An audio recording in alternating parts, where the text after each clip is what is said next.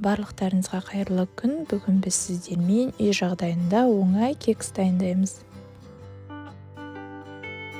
Оның үшін ең бірінші ыдысымызға 2 жұмыртқамызды шағып алып, үстіне 1 кесе қант қосамыз.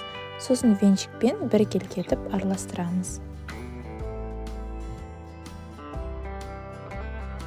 Үстіне 1 кесе сұйық май мен сүттен қосып, тағы да араластырамыз.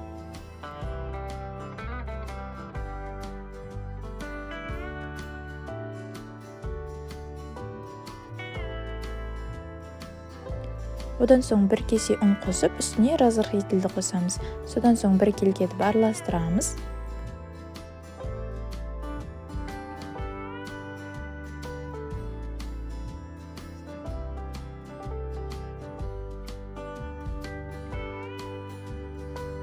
Осы ұнды толық араластырғаннан кейін барып, 2 кесе ұнды қосамыз.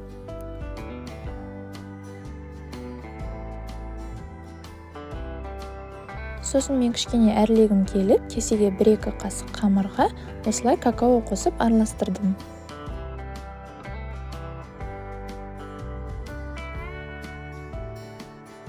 Сосын қағаз формаларымыздың үстіне осылай қамырымызды қасықпен құйып шығамыз.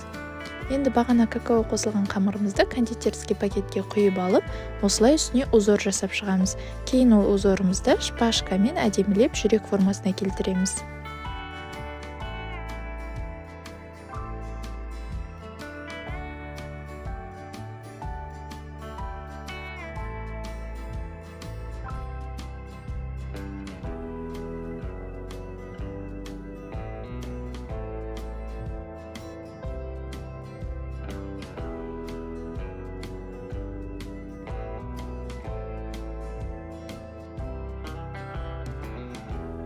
Сосын 20-25 минутта 180 градус пеште пісіріп алыңыздар.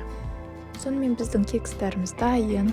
Қонаққа қойсаңыздар немесе шайға дайындасаңыздар да өте керемет вариант болып табылады. Сондықтан міндетті түрде дайындап көріңіздер. Ас болсын.